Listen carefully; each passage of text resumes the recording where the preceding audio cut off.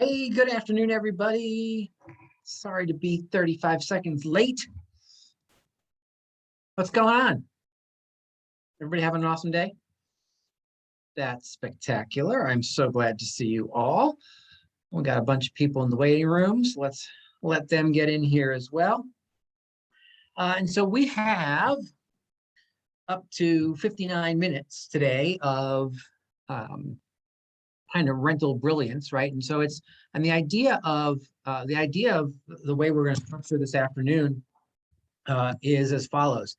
We want to make sure that we answer any kind of lingering or outstanding rental type questions that you might have, scenarios you've come up with that we can kind of brainstorm through and around, as well as make sure that we feature some best practices.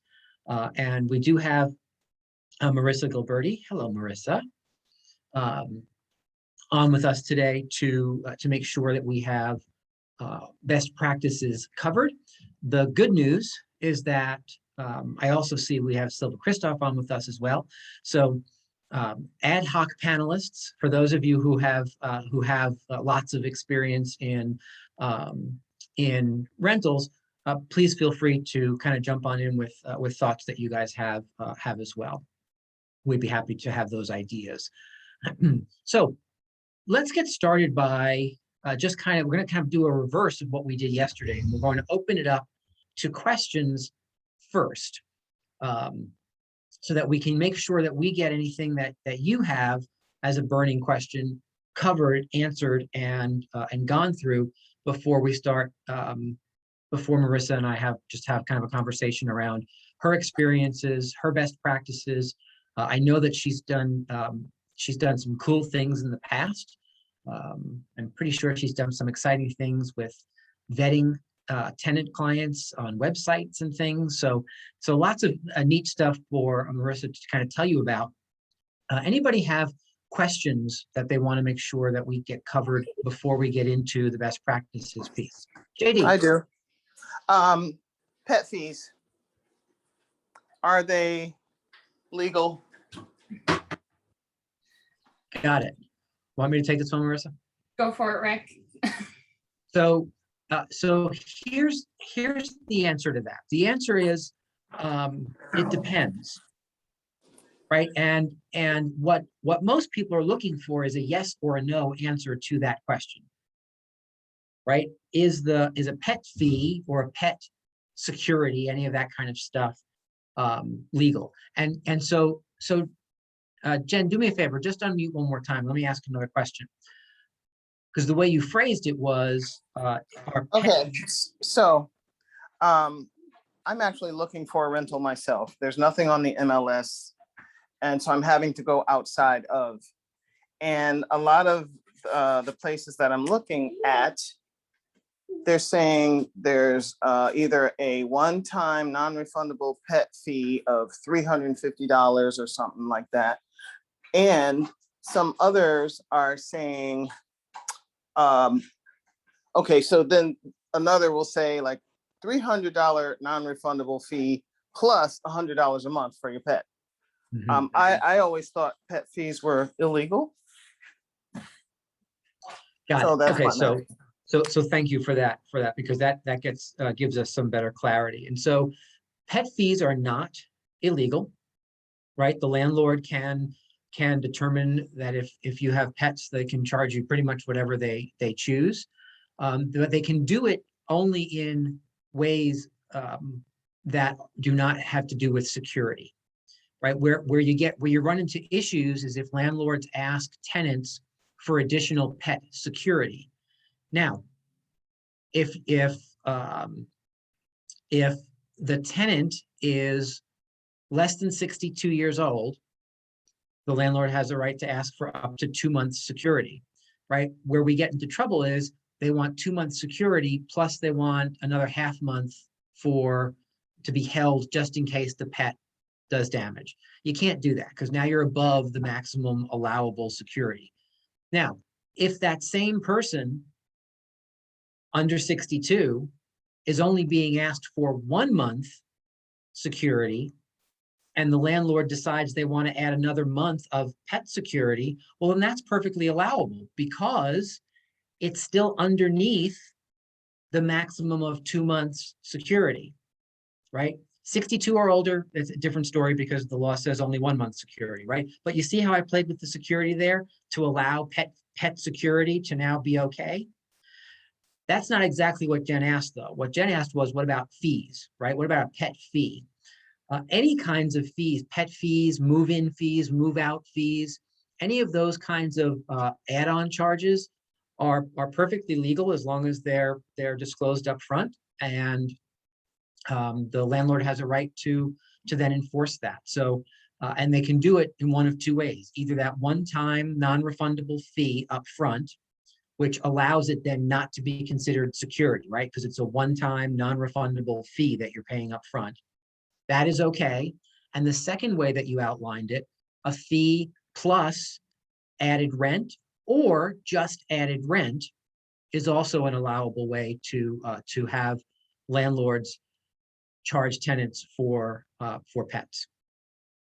For me personally, I don't do a fee as a landlord. I don't do a fee up front or a fee for a pet. I just simply increase the rent. And depending on, I increase it by 50, 100, I've increased it by 150. So, and yes, all of that is perfectly legal. Does that help? I know it doesn't help your situation, but does it help answer the question? No, it actually helps my situation because I've been pretty pissed off about these pet fees, but if they are what they are, then it is what it is. Yeah, unfortunately, that is correct. They kind of are what they are. And Thank Jen, you. I would suggest too, like just in your own search, if you see places that say no pets and you're struggling, offer to the landlord an additional 50 per month, to try and get your foot in the door. That can help too. Yeah, thank you. Yeah.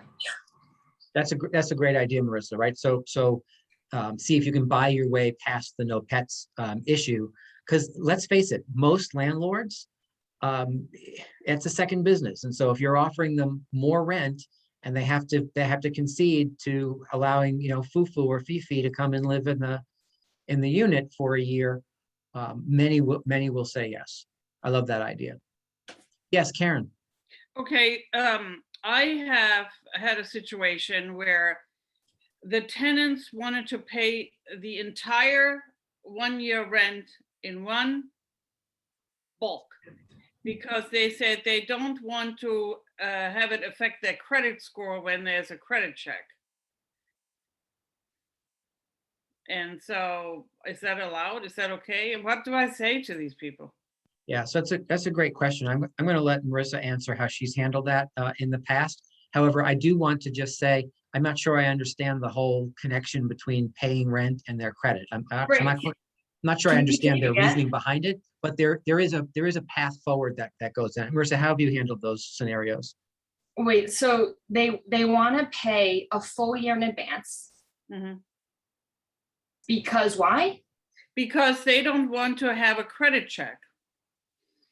Because they don't want it to affect their credit score, saying Okay. every time they pull the credit, Okay. it affects their credit. So there's two things to know. Number one is that when you use the Apply Connect, you just need to educate them a little bit. When they use Apply Connect, Yes. It's considered a soft pull on their credit, right? Because it's not for the purpose of lending. I did tell them that. Yes, so it literally has not affected any of my clients' credit before. Okay, you can say that from experience. If they're not hearing that, maybe it'll help to also tell them that unfortunately it is illegal to pay more than 3 months in advance.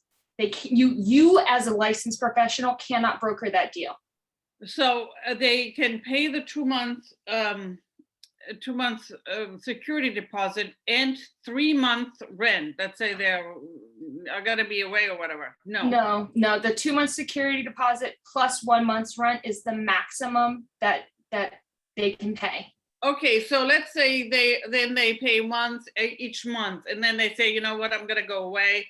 Can I pay 2 months in one both or no? So, what I would say is if that's an arrangement you would like to make with your landlord after you've signed a lease, that is certainly something you can do.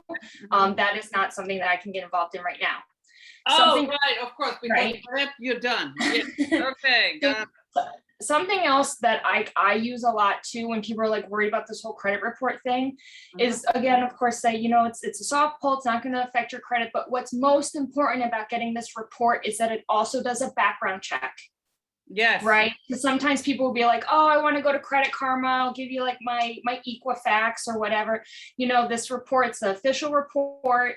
It does a background and criminal record, and the landlord finds that very valuable. I've actually had, you know, in all the years I've been doing this, you know, every landlord has required this official report. What is the company that you suggested? That is a It's called- software? It's called applyconnect.com. Yes, okay. Got it. Okay. And all you have to do, have you registered with Apply Connect yet? No. Okay, so you're gonna have to go on there and register yourself as a realtor. Mhm. It's gonna ask you to like verify your identity, and it's very simple. Tell them there's, what is it, like $28 fee now? $29.99.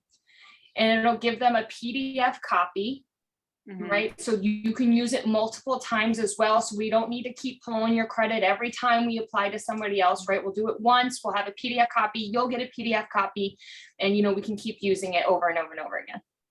Yeah, okay, thank you. Yes, absolutely. I'll add to that. The first thing I want to do is say hello to Pablo. Hi, Pablo. And so it's funny because the way we see you on the screen is like you're this little head off of Marissa's shoulder. So you're like like her conscience or He's like something. my little, It's like my little good angel. And back.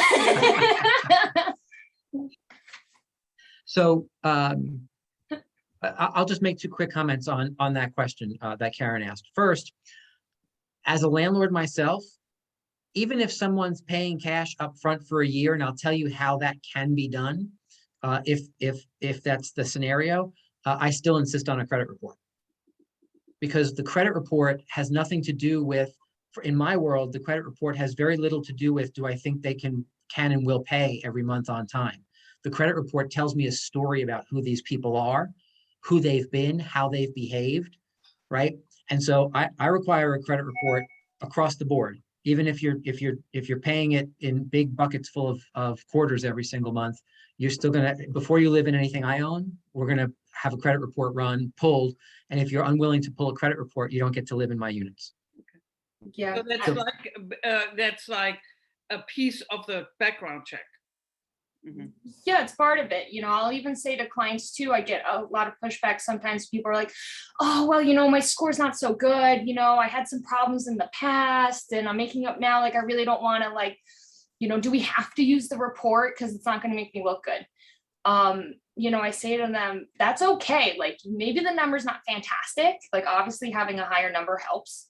But actually having the report, because it's going to show every account, it's going to show all your payment history, it helps tell the story, right? Hey, you know, John had some trouble a few years ago, he fell behind, but if you actually look at the report, you can see he's been catching up and he's been totally, you know, responsible for his, you know, for his doings.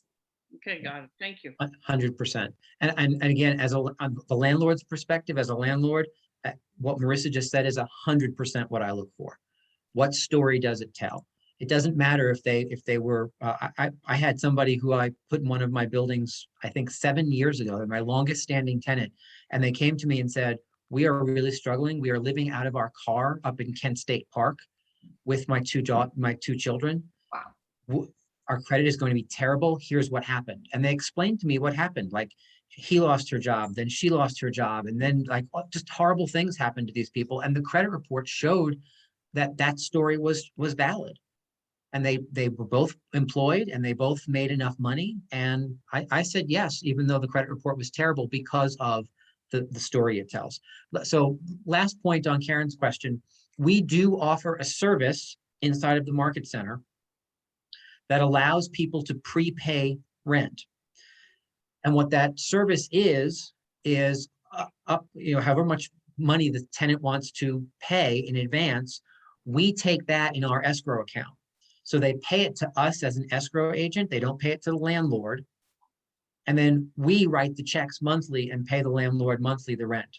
So it's just a third party to hold the money, We do charge a fee for that. It's $25 per month for however many months we actually, so if you're giving us 11 months, it's whatever that is, $300 or whatever that number is, 275.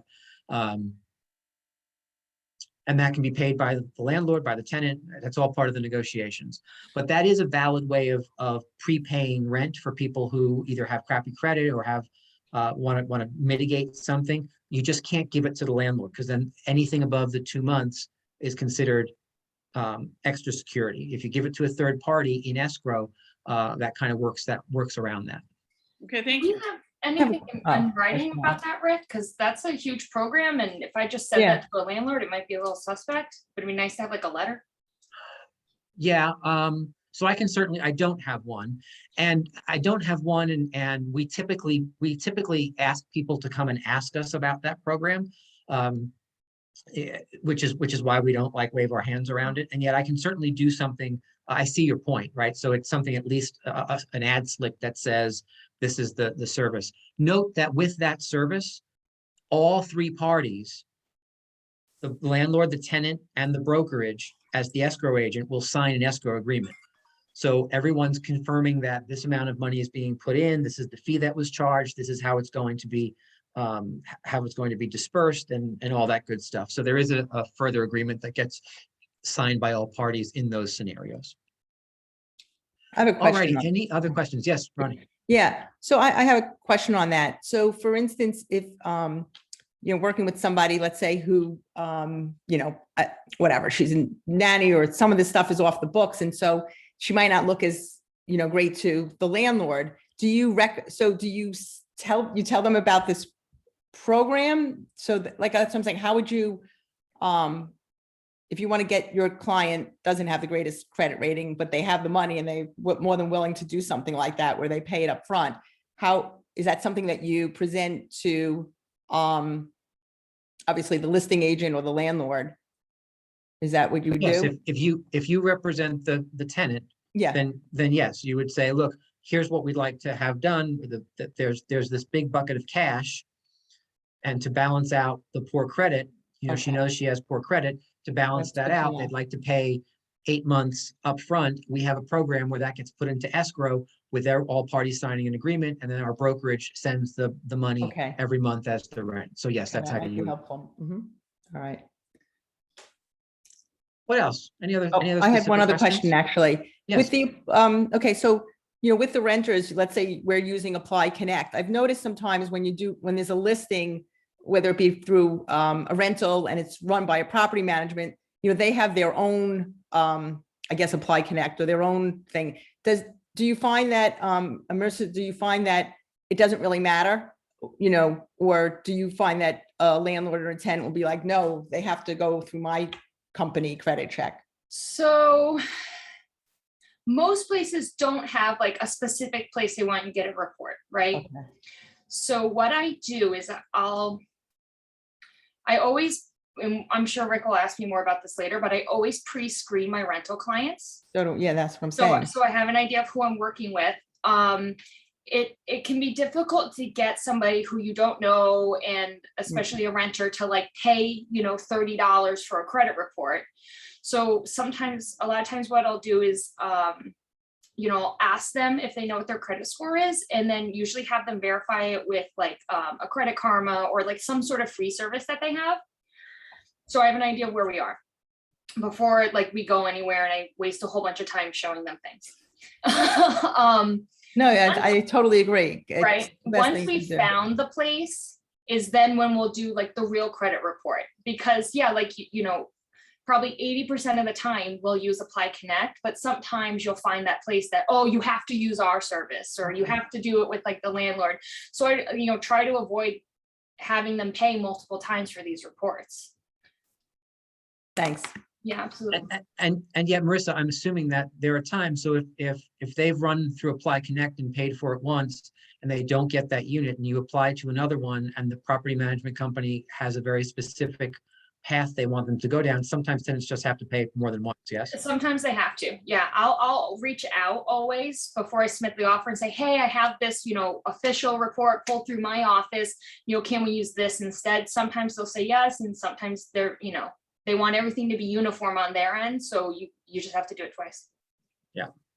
I think one-off landlords are more apt to say yes to making exceptions than the usually tried and true buildings. property. Yeah. So Marissa, you brought it up. Let's stay on this topic a little bit about pre-screening, because it's something that I think people should hear way more about, and something that you do really, really well. Can you talk about your pre-screening techniques and what you've done over time to minimize the bad apples in your car? Yes. So maybe you guys have experienced this. You put a rental listing on, and then like almost instantaneously you have about 50 showing inquiries in your inbox from Zillow. It's just a joke. You can easily spend all day calling these people and talking to them and setting up showings, or you could waste the whole day. So when I was newer to this, and I was literally living off of rentals, to try and get as efficient as possible, I created a rental questionnaire. Very simple on Google Forms. I might be able to pull it up, or I can share. Yeah, absolutely. Go for it. Give me one moment.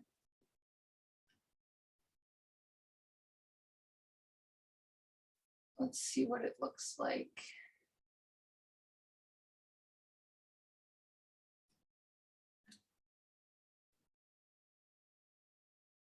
Okay. Can everyone see that? Yes, no, maybe, yes, okay. So this is the questionnaire. So when I get a rental lead, like from anywhere, it'll have a phone number. So actually what I do is I send a text, a generic text to them saying, hi, thank you so much for your interest in 123 Main Street. To schedule a showing, please answer our short questionnaire and we'll get back to you quickly. And then I send them a link to this questionnaire. About 20% of people will actually answer the questionnaire. And that's great, because now I've already eliminated, 80% of people who frankly aren't motivated or are going to take really slow to respond to me. So the people who respond are definitely like the more people I want to work with more, because they're going to do what I say. That's like the main thing here. Renters like to run their own show, but when you're working with me, I'm running the show, right? You're working with me. So they answer the questionnaire.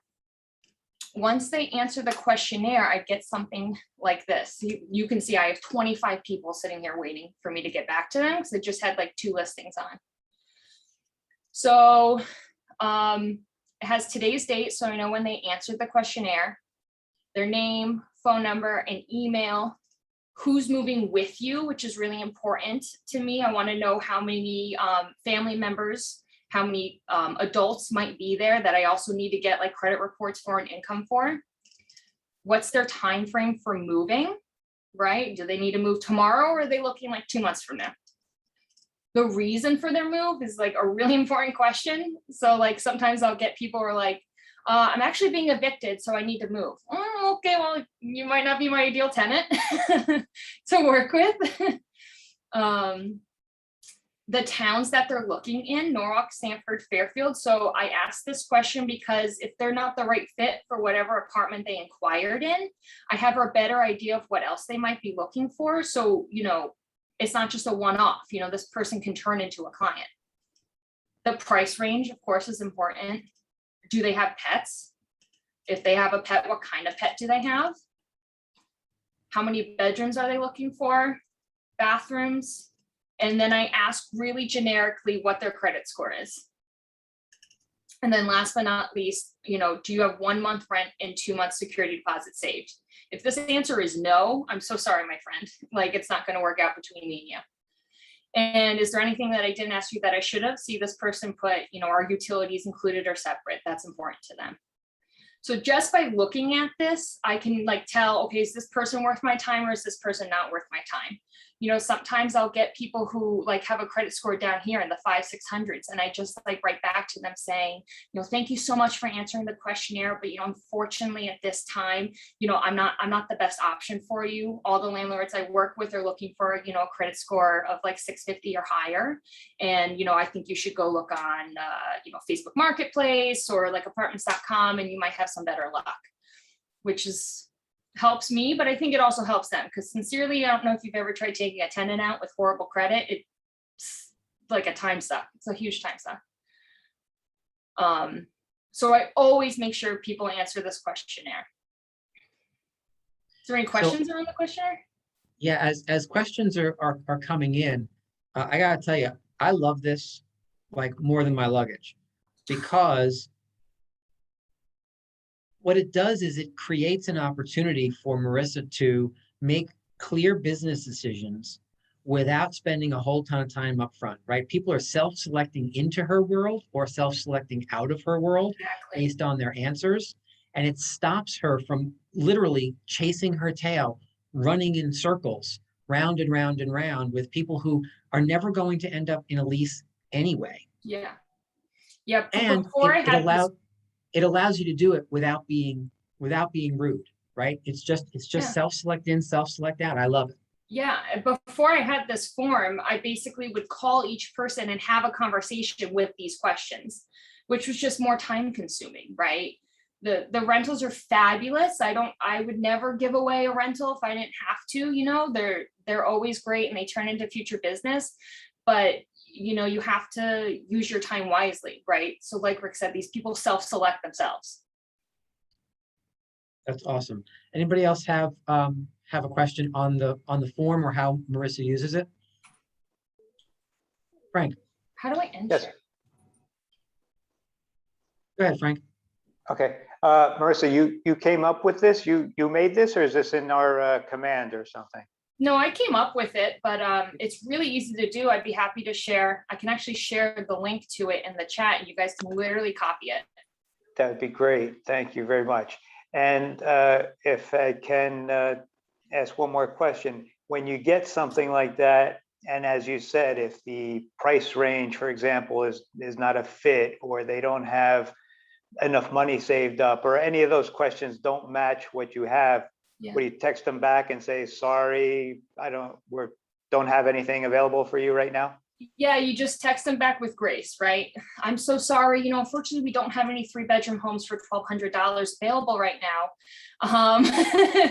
You know, if you'd like, I can certainly set you up an auto alert. So if something comes on, you know, you'll be the first to know. Sometimes people will take me up on it, sometimes not. Okay, thank you. Can I ask about the what you have it titled as? Like, what would, you know, is there a something specific we should use for? I just titled it Keller Williams Renter Questionnaire, because I wanted it to seem as legitimate as possible. So when people open it up, they're like, oh, this seems like not a scam. Okay. Is that okay, Rick, for us to do that? 100%. Cool. Thank you. Access denied. I tried to open it. If you can grant me access. Sometimes that happens, but did you click like the edit form, or did you? I just clicked on the link and it says ask for access. And then when I try to save it, it says access denied. Let's see.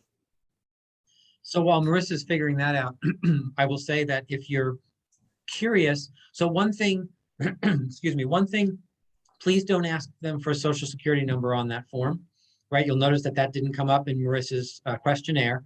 That's the best way for them to think that it is a scam. And frankly, you don't want the responsibility of someone putting their social security number in a form online. So don't do that. And then second, if you're interested in knowing how to utilize, like creating a Google Sheet like that, because all that is a Google Sheet. It's a simple Google Sheet. I'm almost positive that if you go into our YouTube channel, Debbie Orr taught a class probably a month or so ago. I can maybe look for it later on in our session and see if I can find it and put the link in. But go to the YouTube channel and search for, I think it was a class she was doing on running small events. where she showed you how to do a quick back-end Google Sheet. And if not, I'll just have her do it again later this week or next week as another class. Because if many of you are going to go ahead and want to create this for your rentals, showing you how to do that will be the next step. So either check out YouTube or watch for the calendar. I'll make sure it gets on there again. Any other ways that you have vetted Marissa in the past? Well, the process evolves and they just continue to self-select themselves, right? So say they contact me on 123 Main Street, they answered the questionnaire, they seem like a pretty good tenant, right? This could definitely turn into a paycheck. So then I give them a call. I say, God, thank you so much for answering the questionnaire. I'd be so happy to show you 123 Main Street. Just so you know, I'm actually a real estate agent in the area, which means that I can easily show you every unit that's currently on the market back to back, instead of you having to call, keep clicking on Zillow for people who aren't going to call you back. Would that be helpful? And they go, oh my God, yes, please, thank you. Because a lot of people, click showing requests and they never get a call back. They never get a response. So if you can step in and be like, yes, I'll show you that house, but also, would you like to see some others? Perfect, because now you can show them 3-4 options all together. And usually it's a one and done. Sometimes it's a twice out. They'll see something that they like and they can make an offer instead of you just going to show one apartment, which is probably not going to work out. So what Marissa just talked to you about is what I call capture and conversion, right? She's got this capture technique where she's capturing leads. She's then vetting what she's captured. And then once she's actually on the phone with them, there's a conversion technique that says, hey, and look, we're not just going on one date. We're going to go on a couple of different dates because I'm hoping for a ring by the end of the day, right? And finish the job instead of being shy about saying, look, I can put you into any of these things, and then just doing one-offs, because Marissa's 100% right. That is what tenants will do. They will one-off every single listing agent over and over and over again and be frustrated that no one's calling them back. So they want you to offer that service. Marissa just takes the bull by the horns and makes sure she proactively converts, because that's when you sit with them and sign the tenant paperwork. That's why they'll say yes, because you've already taken that step. Exactly. If you really want to take it to the next level and they go, yes, please, I want to see other places. Can you help me? Fantastic. They get, I have their criteria. So I'll go through the MLS and I'll quickly filter through, the correct options. I send them from the MLS a direct email with the options. And it's very simple script in there too, that says, these are the 10 homes that fit your needs. Please take the time to review these and reply to this email with your top 3 to 4 choices. From there, we can schedule a time to view them. Because if you give them 10 options and say, just tell me what you like, they're going to want to see all 10. And that's not going to work either. Most of them aren't even good options, really. They're not the right house. So you force them to choose the top 3 or 4. And then you go see the top 3 or 4. And the best way to execute it is, okay, great. Thanks for these options. That's fantastic. When we meet Tuesday, let's start at my office. We just need to go over some paperwork and we can fill out your generic application and get everything started from you. And then we'll go from there. If you can get them to say yes to that appointment, that person's going to turn into a paycheck. That person's going to turn into a paycheck because now they fill out an application with you. You get them to sign the representation, so they're working with you and they've bought in 100%. They sit down in your office and they feel like, oh my God, I'm going to get taken care of. This is my ticket to renting something. Forget Zillow. They hate Zillow all of a sudden now. Because now you're the professional, right? You're the person who's actually going to help them. Yeah, that is brilliantly said. I hope everyone wrote that down, because that is the ticket. That's the key.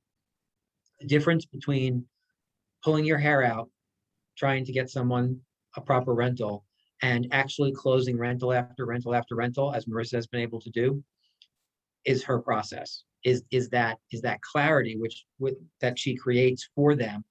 I love giving them homework. I love not just saying, oh, 10 are available. Okay, let's go see all 10. No. Pick the top 4. Pick the ones, you get 4. Well, can we see 5? No, not this week. We can see 4 this week. We can see 4 now, and if it doesn't work out, we can go see 4 more. Right. But see, she's very directive, and being that directive allows people to feel like someone is actually helping them. So don't be afraid to be directive, right? None of this directiveness from Marissa is coming across as her bullying people or being pushy or rude. It's all about, how can I help you? I do this for a living, so let me help you the way I know how to get you into the unit that you want. I love it. Yeah. Karen. Okay, quick question. When you talk to them, you obviously have to have them sign a renter's representation form. Yeah, yeah. It's like authorization to represent. It's like the same thing as buyer representation. okay. It's just labeled tenant instead. And then how do you capture them? It says capture and convert. How do you capture them? I missed that. After they've answered the questionnaire, assuming they're a good tenant, you know, they seem good on paper at least, right? That's when I call them and, you know, I say, hey, I'd be so happy to show you 123 Main Street. Thanks for answering the questionnaire. You know, I'm actually a real estate agent in the area, so I'd be able to show you everything that's currently on the market back to back. I understand. How do you get, do they call you out of the blue, or do you look for renters in particular, or how do you? No. So once I've gotten like the rental lead, right? So say I have a rental listing and I'm getting like Zillow requests, or you have some other agent forwarding you the lead. That's where the cold lead comes in. Got it. Okay, thank you. Yeah. Yeah, the capture is going to come from either being the listing agent or setting up arrangements with, because there are some listing agents who aren't interested in rental leads. And so if you form some connections with some of those listing agents, then they forward them to you. So that's kind of the capture portion. Okay. Got it. Thank you. Yes, Ronnie. Oh, no, I was just going to say another thing, which I think is the same thing as even, you know, if you're working with buyers, a lot of these people who do, you know, come and they're looking for rentals, you know, who are calling the listing agents, they don't really understand the whole dynamic. So once you explain to them too, that you're going to be representing them and that you're there, you know, for their needs, and, you know, that, you know, them calling each listing agent they're not going to be there for them. And I think it's kind of like the same thing. It seems to the few people that I had, but I'm just saying they seem to like that and be like, oh no, you know, and felt like exactly that somebody's working for them and with them. Yeah, that's your value. Right. That's what I'm saying. I don't think they're opposed. I don't think they know. They just go online, they go, oh, they look at this is available. And then they just click on this one, and then they go, oh, this one, and then they get themselves crazy. So yeah, I think it's just a matter of explaining it. Sometimes it's not so hard to get them to sign the contract. It's more that they don't really know. Well, it's funny too, because I think even in today's market, buyers think that they're getting still a better deal by going directly to the listing agent. Yeah. Even Quite the still, opposite. they'll respond to me faster. Like, man, they don't even have the time of day to like call you. So like, work with me. I'm going to represent you. I know what your needs are. You know, I know what I'm doing. I literally do this all the time. It's how I put food on the table and feed my family. Like, I'm not playing games. If you want, you know, whatever you're trying to do, if you want to achieve it, I'm the person who's going to help you do it. I do have one other question. I know a lot of people maybe you can explain, I see that it's owned by Zillow. I know a lot of people in New York City seem to be using this website Street Easy or Street. You haven't heard of it? Street? No? What's it do? I don't know. That's what I'm trying to find out. It's kind of like I got it was, it's a company owned by Zillow. It's, Okay. and it seems to be like all these college grads are finding their apartments through this. And I was trying to understand, Street Easy is brand and registered trademark of Zillow. And it seems like, from what I'm hearing, is that they kind of just go online and they get to see the apartment. So I don't know if Street Easy hires realtors from different agencies or if they have their own. I was trying to find out. 'cause I'm a couple of seeing friends- like a few websites that sound like this. Okay. And the ones that I've encountered, it isn't that like you meet an agent to show the place. There's usually like a keypad like Yeah, lock on the door, and then you have to like register with them, and they'll give you like a one-time code to Yeah, so go how does in. that work? That sounds like what it is. How? I mean, they're basically cutting the realtor out of the Oh. transaction. So the tenant finds the place online themselves, they register, they show the place to themselves, and then they fill out the application online. No, Street Easy was bought by Zillow a few years ago, and before it was like a listing service. It was a big issue because before you could put your listings on there, then when Zillow acquired it, they were charging the real estate agents in New York City to actually put their listings on it. Yeah. But if you Google it, you'll find a lot of information. But basically, it's kind of like an MLS because New York City didn't have them, so that's where people put their rental listings. But then Zillow bought them and changed the rules. Interesting. But there was a lot of info about it a year or two ago when the change happened. I mean, it's not something I'm too worried about because it's the same problem. Tenants have the same problem. They're individually reaching out to landlords or property management companies, right? And trying to schedule one-off showings. It's a painful and slow process for them. So as soon as they contact you, even if, I don't have, whatever that house is on Street Easy, if I don't have it on the MLS, I can still go register myself and get a one-time code and go show them. Maybe they pay a commission, or maybe I need to say to the tenant, hey, if you want this house, just so Gotcha. you know, you're going to be responsible for my commission, but you can still, streamline the process for them and bring value. Love it. What are the best practices, Marissa, do you want to make sure that you share today? I stopped putting people in my car. Hmm. When I was like first starting, I did it all the time, but man, some weirdos were sitting in my car. So I'm glad I don't do that anymore. And I just try to systematize it every step of the way. So I even created like a canned response email that, so they saw the house and they like it, right?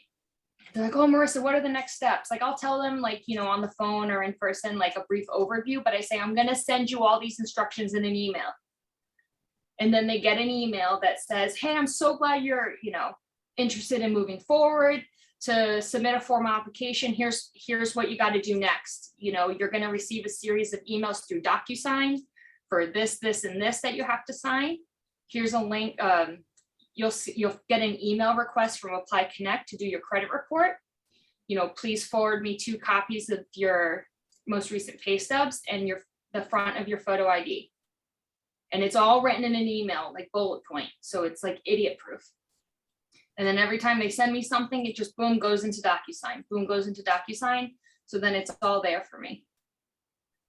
And then once the packet's actually ready, I combine all the documents into one PDF. Because actually a lot of times I find that you're putting like 10 attachments on an email and Gmail thinks it's too big. So it actually helps to consolidate it, combine it in DocuSign into one PDF. And then I just attach that to the offer email. Love that. Silva. Thank you. Hey, Marissa, thank you for everything, first of all. And then the application that the renter's application is the only document that is not fillable on DocuSign. Do you experience the same? No, I have it as a form in DocuSign in the library as the tenant form. Right. But it's fillable. Well, I mean, maybe you're not accessing it in the right location, but what I do know about that form, the fillable one, is that none of the fields are listed as required. They're all like optional forms. So what you have to do is you can like mass highlight if you like click, and like drag your cursor over all the fields. You can select the whole form, and then there's like a checkbox on the right. You'll see it says required or read only. You want to click required. So then they're forced to answer the full application. Sometimes what I find if I don't do that is people will like not put in references, they don't put in like their work, like, come on, man, you gotta fill out the whole application. Like, so I make the whole thing required. But we can meet in person or next time you're in the office, Silva, and I'll show you where I find it. Okay. Thank Just, you. yeah. Just what I noticed, I had gotten, Apply Connect, I guess, added like an application form. Yeah. And the people that I had them do it, and we just used that. And I have to say it was the application form. It was just so that once they did once they were already on the Apply Connect, they did the application. I don't know if If that's that good or works bad. for you and landlords seem to accept it, I've never used that form. Okay, I think I think it was like new because it just sent me an email stating they had it. And they asked me, should I fill it out? And I was like, oh, if it's not too much work, why not? And then I looked at our forms and it basically had the same info. So Okay. just the point. Yeah, I mean, the application that we use is really generic. Yeah. Something that I learned actually recently, Rick, not to insult you, but the generic KW offer to rent is horrible. It has like a lot of fields about like where the deposit's held, how much deposit has already been paid. Like our office doesn't even collect deposits anymore. So it's like all these spaces I was writing like NA, like the half of the thing was blank. But actually somebody taught me, I'm trying to pull it up.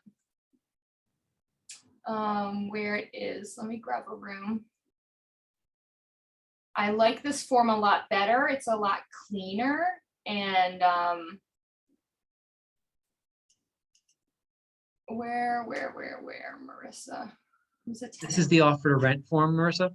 The offer to rent form, yeah, that's branded KW. It definitely needs like a rejuvenation. But if you go into DocuSign, right, I'm in a tenant room under add, DocuSign forms, like you're gonna add any form. If under libraries here, go to CAR, Connecticut Association of Realtors. There is a memorandum of lease offer. Add selected.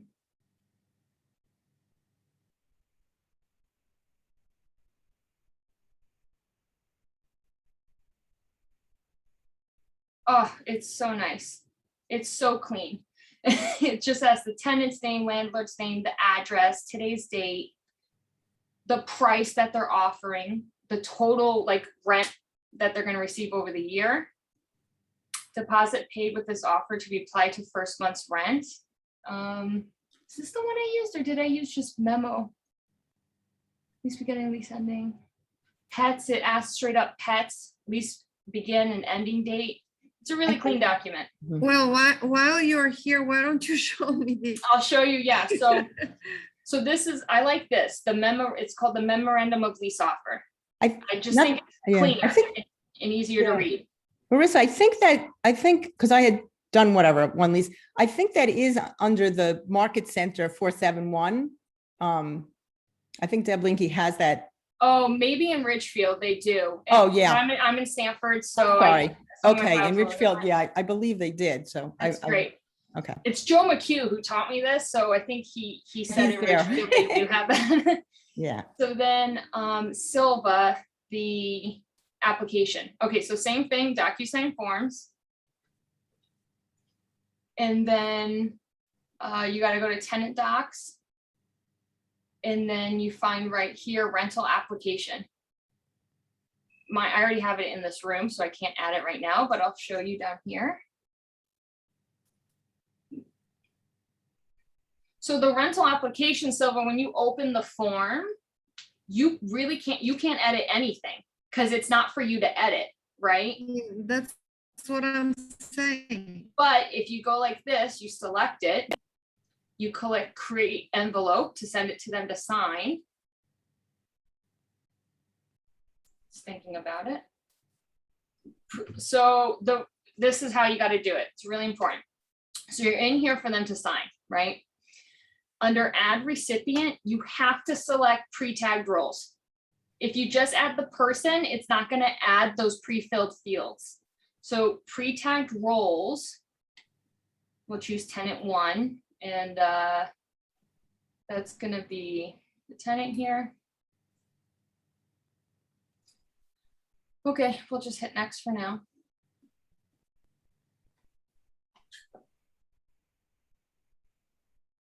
Just thinking about it.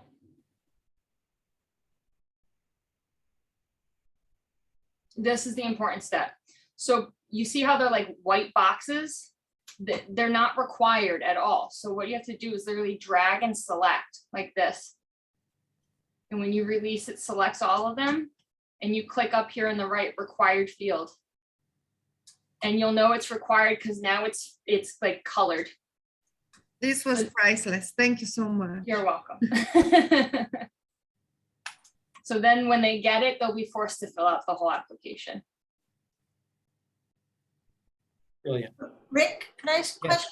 Of So, course. for in terms of legal source of income, are we allowed to say, you know, are you employed, and say someone isn't employed? How do we handle that? Because I thought, you know, if you say legal source, that could be discrimination. It's one of the, you know, the HUD. Well, I believe the HUD law is you can't discriminate on legal sources of income, not sources of income, right? So if someone's like a weed dealer on the side, right, and they make all their money there, well, I mean, if they wanted to, I guess they could put in their application, you know, drug dealer. Right, so it my might not go question well. is, my question is like, that's what I'm asking. So if you're asking, put in your employer, is that considered, well, you know, you can't really ask me that because as long as I have a legal source of income, I don't have to tell you that. No, Yeah, no, no, you absolutely can ask that. Okay, Landlords have a right to verify employment, so they need to be able to contact the employer to have that VOE done. Yeah, it's there to verify. If your landlord then says, you know, I only want doctors, I don't want any nurses, I don't want any construction workers. Okay, well now they're breaking HUD laws, right?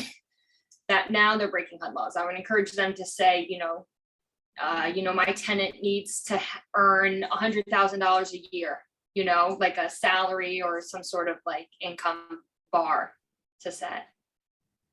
so if someone isn't employed but has, you know, independent sources of income, how do we handle that scenario? If someone's retired or whatnot, and Yeah. isn't employed? So if they're not employed, there's just a little bit of like extra work you got to do to verify that they have money, right? So if they're just, say they're just collecting like Social Security, or maybe they're getting disability. I see that a lot too. Like, oh, I'm on Social Security and disability. Okay, great. They usually will have one of two things. Sometimes they have a letter from Social Security saying, you know, John Smith gets, you know, you're entitled to receive $600 a month from Social Security. And for disability, they'll have the same thing. If they don't have those letters, I would ask for 2 bank statements that show the money being deposited into the account, because both of those things are going to be auto deposited. And frankly, even if say they work construction and they only get paid cash, right? They don't have pay stubs. Well, that's very easy. You're going to do the same thing. Please provide me 2 bank statements showing the deposit of your income. And then I would also ask for an employer letter. John's worked for me for 4 years in construction. I pay him $600 cash per week. You know, if you have any questions, please call me at whatever. And then what if you just have like independently wealthy people? They don't have income per se, and they're not on Social Security. So then what Yeah, do like you do, they a just won statement? the lottery and they're lending off the cash No, funds. some people just have money and. Totally. The same thing, I would just ask for a bank statement. Can you please show me a bank statement with, you know, showing at least cash that supports the life of the lease. So if the lease is going to be $50,000 a year, I would like to see a bank account or several bank accounts, right, that show you have $50,000 at least, because then the person's also going to have questions about, well, how are they going to pay the So you could get electricity? like and any kind this. of financial statement, like an investment account, anything. like Yes. Okay, Yeah, good. you gotta show the money. Right. Okay, thank you. Yes. Yeah, and it's a great question, Alicia, and I think that the other point to make here is I do get calls from time to time from people saying, you know, the landlord is putting my tenant, you know, prospect through the ringer, asking all this stuff. How can they keep asking for more and more verification? Like, you know what? They landlords have every right to be as demanding, particular, unreasonable, some might say, as they choose to be, right? And so when you represent the tenant in those scenarios, sometimes the answer is, look, if this is really not something you're interested in pursuing, well, then we'll just go find you someplace else to live, right? Or you get to show that, you know, how many of you have taken out a mortgage loan in the last, 24 or 36 months? Like, they treat you like a criminal, regardless of what your profile is. They treat you like a criminal in order to be able to give you some additional funds. And so you get to choose at some point, do I want to continue to put myself through this? And your tenants get those same choices, but do recognize that landlords have every right to ask, re-ask, see proof, see additional proof, call the employer, ask questions, ask for credit reports to be done with their particular credit company if they so choose. All of that stuff is perfectly valid. It's just the terms that particular landlord has set to vet and clear tenants. Yes, Jen. So Marissa, have you had any luck dealing with Section 8 in this market? I find the market is moving so fast that no one has time to wait for an inspection. Yeah. So it's definitely harder in this market. And of course it was hard to begin with, right? But I wouldn't turn someone down even today just because they had Section 8.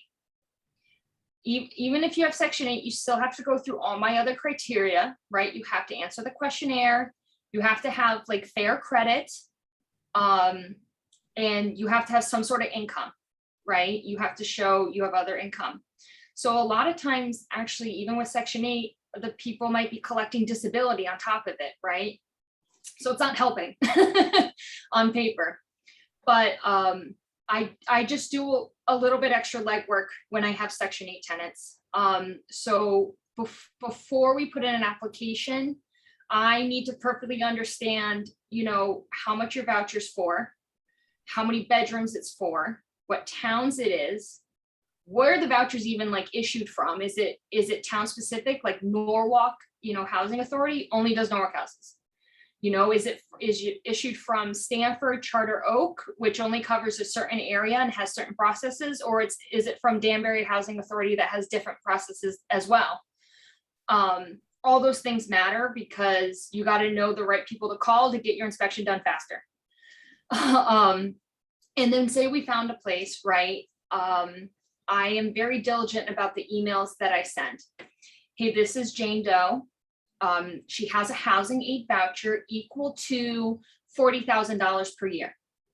Additionally, she earns, $20,000 at work per year, or she earns, $20,000 in disability per year. She has an annual income of $60,000 per year, right? I just try and idiot proof it. I break it down. This is what her income is. This is what her current expenses are. And then at the bottom here, she can clearly afford this home. Here's her credit report. She's a reliable and trusted person. She's happy to start the lease as soon as possible. If they're a new Section 8 tenant, they have to start the lease on the first of the month. If they're a reoccurring, like they're just moving with the same voucher, they can start on the 1st or the 15th. It usually isn't a problem. Most tenants are going to do that anyway. And then I usually say in the email, like, I have a lot of experience with Section 8. I can push this process through, as soon as you tell me, yes, I'm going to request the inspection. And it actually helps too, if you let the housing authority know that you're available for virtual inspections. So then I'll go, and like FaceTime the inspector and walk through the home. And I know it sounds ridiculous, but I get on the calendar faster, because now the person's, usually these inspectors are like, oh, well, I gotta be in Westport, and then I have to go to Stanford, and then I have to go to Danbury. Well, you know what, while you're like between some of those things, why don't you just sit in your car and I'll call you, and we can go do the inspection, like on FaceTime. They are allowed to do that. So hell, man, I do it. And you have to stay on top of them too. How'd the inspection go? Do we have approval? Okay, awesome. Thank you. Here's the lease. Did you approve the lease? Fantastic. Just you gotta kind of like prod the process along. But if you say to the listing agent, I know what I'm doing, I've done these before, I'm gonna be on top of the person to make sure that this happens. The lease will start on the 1st. That can help. You Thank you, gotta Marissa. encourage the other person to make sure, like, make them feel confident that this is gonna go okay. Encourage. Silva, last question to you, because we are out of time. Thank you. As a landlord, let's say your rent is 2,000 a month. What income are you looking for to see from the tenants so that you feel comfortable that they can be paying? There is a percentage there that I'm looking for in an answer. That's your question, right? Yeah, and so my answer to that is ask the landlord. That's not a question that ultimately we get to answer. Landlords have different requirements based on their comfort and the risk that they're looking to take on. I don't have an answer for that as a percentage. Every landlord's going to be different. So I would ask the landlord what their thoughts are. And if they don't have an answer, that answer doesn't come from you. It comes from their accountant, it comes from their attorney, it comes from their 8-year-old if they so choose. It's just not coming from you, because we always have to stay very clear of we don't vet the tenants, we don't make the rules, we just sort of facilitate the process. That doesn't stop people from asking us, but don't be afraid in scenarios like that to say, you know what, that's a great question that I don't have an answer to, because everybody is different. And then ask it right back. If in this scenario, it's $3,000 a month. If someone was earning $100,000 a year or $80,000 a year, do they make enough after taxes to pay your $3,000 a month thing? Some people like 50%, some people like more than that, some people will accept less than that, right? It all depends on the landlord. And what I've learned as a landlord over the years I've been doing this is, what the stricter all of my rules are, the more my units are vacant, right? So I don't have these strict, you must have this credit score, you must make this much money. My property managers are told to vet based on a larger, I can't think of the word. Like a wider Thank net. you. A wider breadth of criteria, right? Yeah. Take it all into consideration. And the thing for me as a landlord, the thing I'm most concerned about is, do they have a job that we expect to last for the next 12 months, right? Are you employed? How much do you make? And for me, I'll answer that for me, Silva. For me, as long as they make enough, as a family, make enough money to pay the rent, I go through my head and think, okay, well, in that unit, it's probably X amount of dollars for utilities. So my rent plus utilities, plus they each have a phone and they have a car payment and they have this. So what is that other amount of money that they may need for that? I try and run it in my head just based on the application and who these people are, about the minimum amount they'd have to make, because I don't want to be last, right? Oftentimes with tenants, the rent gets paid last. Everything enough for you. So I just like to make sure they have enough for the rest, and I just kind of do that math in my head and see if it balances out. And if not, I'll ask the question. Right? I'm curious. So in a scenario where it looks like you make X amount, what are your monthly expenses if the rent is $1,200 a month? Do you have enough? Because frankly, I don't want to say yes to somebody that's going to put themselves into one of my units, because they need a place to live, only for us to have a really difficult time together. It's not fair to me. It's not fair to them. Right? I'd rather have frank conversations up front about that. Can I answer a question someone asked me privately in the chat real quick before we go? Yes. So someone asked me if there's a specific lease I like to use. The first answer I would say to that is, obviously I'd be the listing agent if I'm filling out a lease. And I would always tell my landlord clients, you should have an attorney write a lease for you. You know, they're gonna write a lease that's gonna protect you, that's gonna, you know, be specific to your interests and what you want to achieve. And if they're like, well, I don't want to hire a tire, like, don't you have something generic? Yes, I do have something generic I can supply you with. There's a lease available in the Smart MLS that I believe was written by the Connecticut Association of Realtors. And that's what I'll provide them with. I would never write my own lease. I'm not even gonna like pretend I know anything about law. And that's what I would use. Yeah, that's the right answer, by the way. The right answer to landlords is, you know, we have generic ones that we can certainly pass your way. However, note that they are just generic. They are not specific to you, your scenario, your city, your unit. Right. And so we highly encourage you to work with an attorney to turn that, either have them write one specific to you or turn that generic one into something that is right for you. Guys, I don't want you to miss it as we finish up today. I don't want you to miss, Tama put a letter in the chat box that she shares with people. It's just a bit of a process. So if you want to download that, note that's in the chat for you. I won't shut the Zoom down immediately. I'll leave it open for a few minutes in case you want to download that letter that Tama sends, just kind of outlining the process. Perfect. Right. I love the fact that she says, please note your credit score will be sent confidentially to me and I don't get the details. Right. So there's she builds in some safety concerns right in that letter so that she doesn't have to handle that on the tail end. Mm-hmm. Thank you for sharing that, Tama. We appreciate it. All right, guys.